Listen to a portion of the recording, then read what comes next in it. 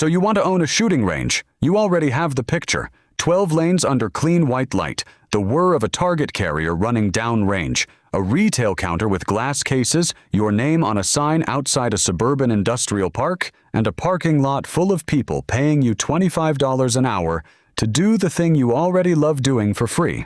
Here is what that picture leaves out. In almost every retail business in America, the product leaves with the customer. Somebody buys a coffee, drinks it, walks out, and the building is exactly what it was that morning. At a shooting range, the product stays. Every round fired inside your walls leaves something behind. Lead vapor off the primer, lead dust sheared off the bullet in the barrel, and again when it strikes the backstop. It settles on the floor, the benches, the ceiling baffles, the inside of your ductwork. It rides home on your employees' shoes. You are not opening a business. You are opening an accumulation. Here is the cheapest number in this video. A Type 01 federal firearms license, the one that lets you legally sell and rent guns, costs $200 for 3 years and $90 to renew. Less than $70 a year to be a licensed firearms dealer in the United States. Here is the most expensive one. In April of 2025, the Parks Department in Whatcom County, Washington told its county council that cleaning the lead out of one closed public rifle range could run as high as $13.8 million. Roughly 20,000 tons of contaminated soil, excavated, trucked out of state, and replaced with clean fill. That range wasn't a business, it was a county park. Between those two numbers sits the thing that makes this industry unlike any other small business in America. Every range runs 2 ledgers. The first is the one your accountant sees. Lane fees, ammunition, memberships, training. The second is written in the drywall, the air handler, and the dirt behind the backstop. And it moves in one direction only. You can pay it down, or you can hand it to whoever comes after you. Almost everyone who opens a range is looking at the first ledger. The ones who lose everything never learned the second one was open. So today we're running both. What it costs to build one, what it costs to be allowed to operate one, what it actually earns, what the second ledger charges you every year, and on the day you close. And the reason the most dangerous thing in this business is not the guns. Start with the building, because you cannot lease your way into this. A shooting range is a structure designed around the assumption that a projectile will eventually go somewhere it was not supposed to go. Ballistic concrete, steel, clear span construction with no interior columns because a support post in the middle of a firing lane is a ricochet waiting to happen. Ceiling baffles, floors sealed with epoxy so lead dust can be cleaned rather than absorbed. The National Shooting Sports Foundation puts new range construction at roughly $150 to $350 per square foot. Industry cost guides put a 10-lane facility of about 15,000 square feet at $1.5 to $3 million for construction and equipment alone before land.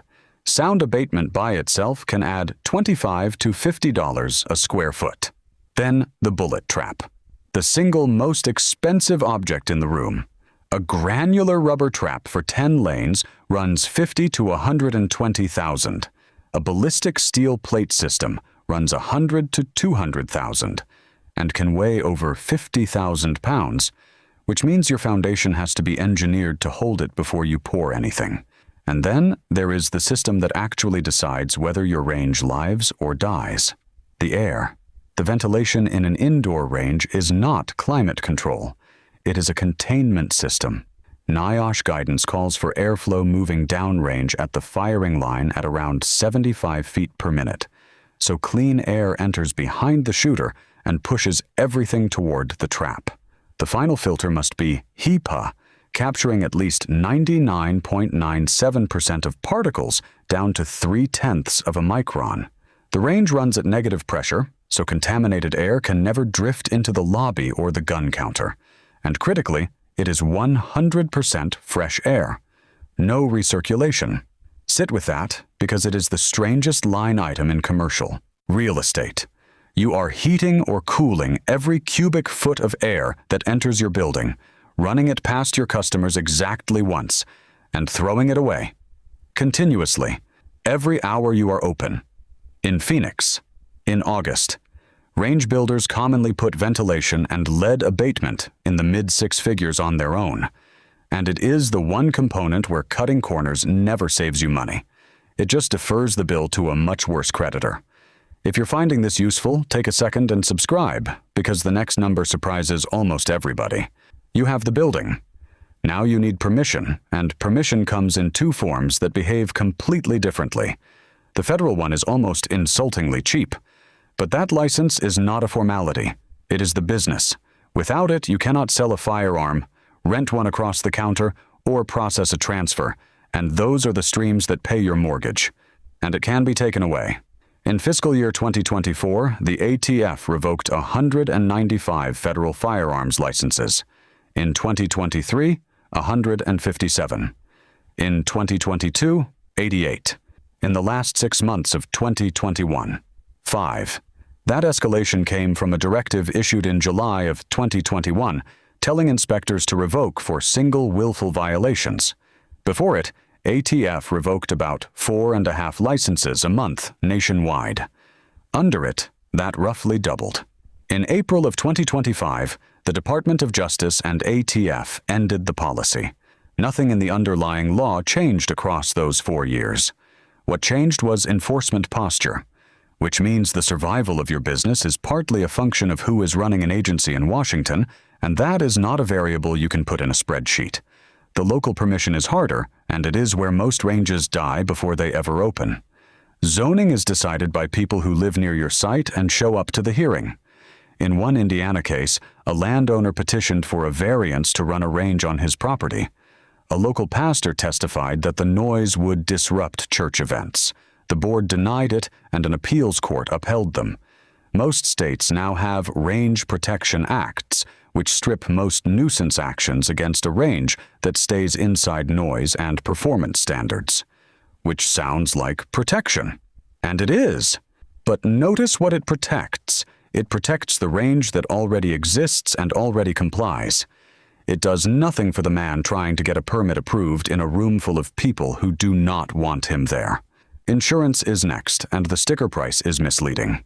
General liability for a multi-lane commercial facility runs roughly $3,500 to $7,500 a year.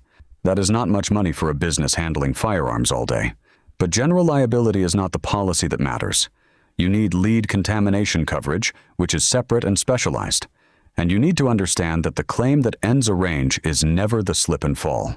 In August of 2014, at an outdoor tourist range in White Hills, Arizona, a 39-year-old instructor named Charles Vaca was teaching a 9-year-old girl how to fire an automatic weapon. The recoil pulled the muzzle up. Vaca was struck in the head and died that evening in Las Vegas. The sheriff's office ruled it an industrial accident and no charges were filed. 2 years later, Vaca's widow filed a wrongful death suit on behalf of his children, alleging the business had created an unreasonably dangerous environment and that the weapon was never appropriate to hand to a child that size.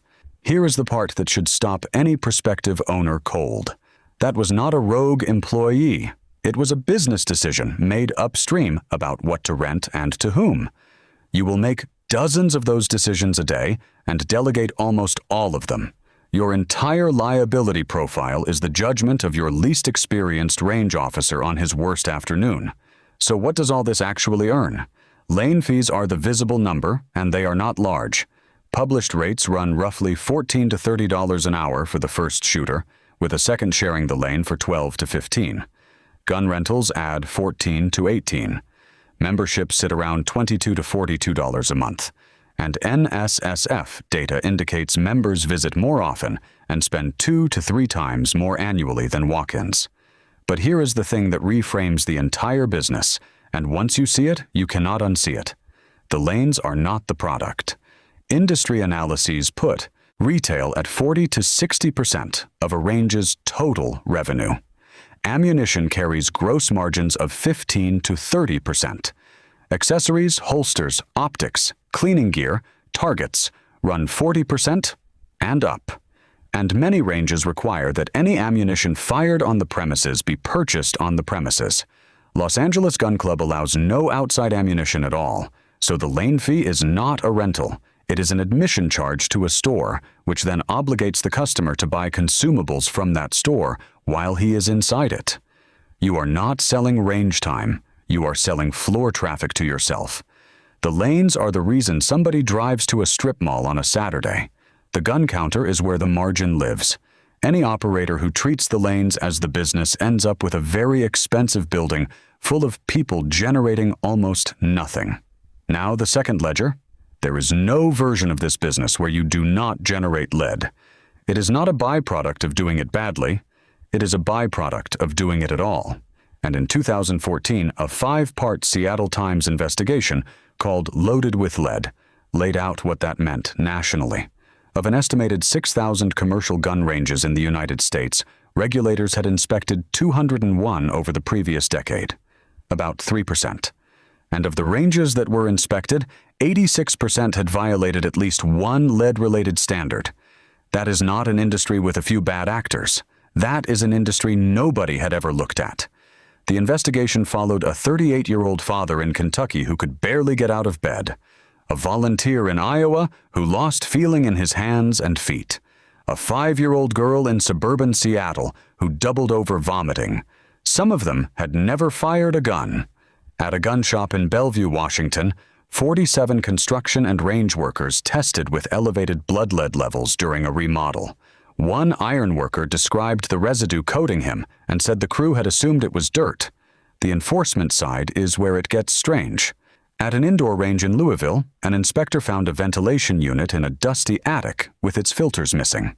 The owner was hit with $461,400 in proposed fines.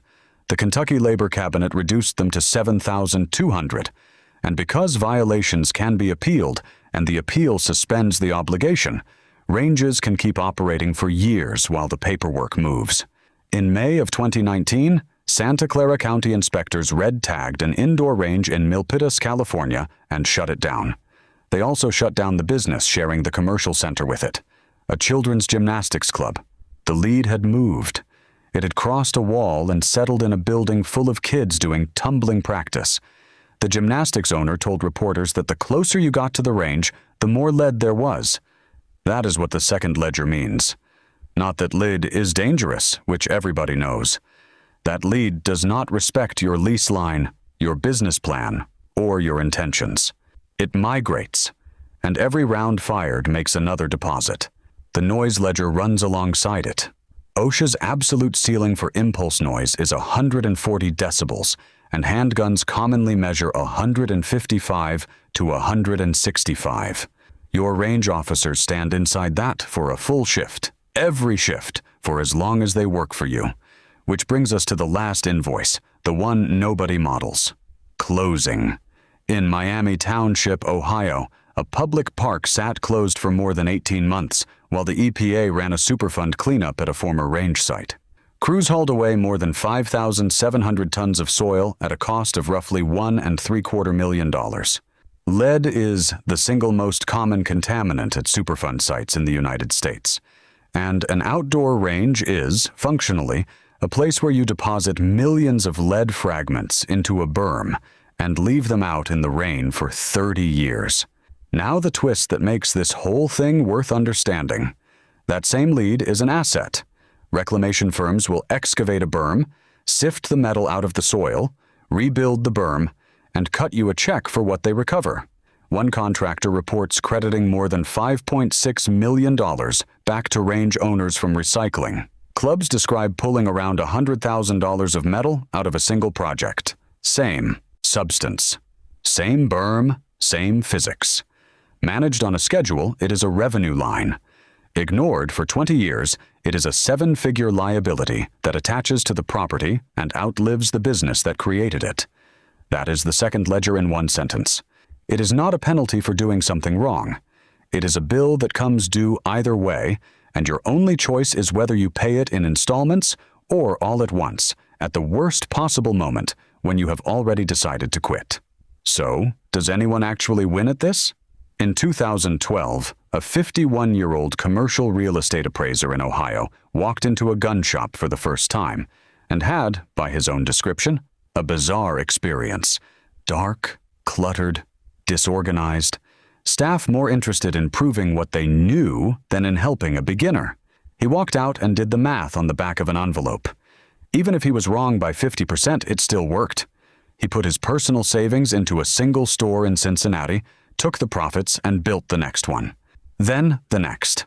As of 2025, Range USA operates 50 locations across 14 states, welcomed more than 1.4 million shooters in a single year, and is putting roughly $27 million into 3 more. The man's name is Tom Willingham, and the instructive part is not that he loved guns. He had barely been inside a gun shop. He won because he refused to build a clubhouse. He built a retail store that happened to have lanes attached, staffed by people trained to welcome somebody who had never held a firearm, in a bright building that looked like every other tenant in the shopping center. He treated the Range as an acquisition engine for a retail operation, and he saw that clearly precisely because he came from outside the industry. So let's run the final math. Scenario 1.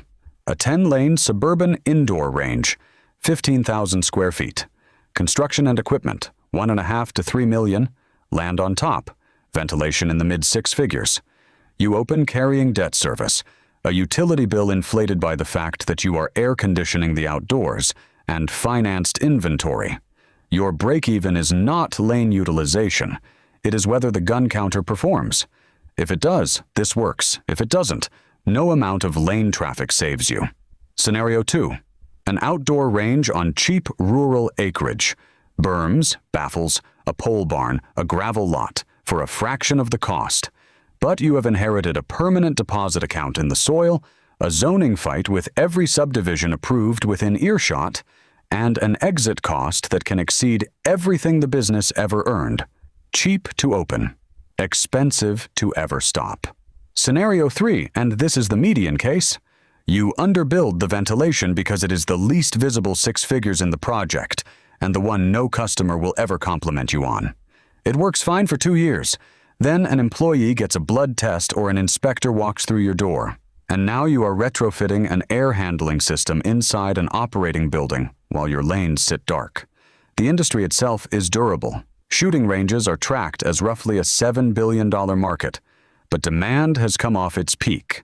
Estimated gun sales slipped from 15.9 million in 2023 to 15.2 million in 2024, and in July of 2025 monthly sales fell below 1 million for the first time in 71 consecutive months. If you're still here, subscribe. We take one business apart like this every week. So here's the honest summary. A shooting range is a multi-million-dollar building whose core function is to absorb something being fired at it. Its most expensive system exists to remove a poison its own customers generate. Its license can be revoked by an agency whose posture changes with elections. Its zoning is decided by neighbors. Its margins live in a retail counter, not in the thing on the sign. And it accrues a cleanup obligation from the day it opens until long after it closes. And people build them anyway. Roughly 10,000 ranges operate across this country, serving something on the order of 40 million recreational shooters. Because a range was never selling range time. It sells the only place in America where a person can legally, safely, and under supervision do something that is constitutionally protected and almost universally prohibited everywhere else. It is not a hobby business. It is private infrastructure for a public right, funded by admission, fees and ammunition markups, and built by individuals with their own savings. That is why the demand never disappears. And it is why, right now, in a strip mall somewhere near you, there is a building quietly filling up with lead, one round at a time, on a ledger nobody is reading. Next time, what it actually costs to own an outdoor gear shop.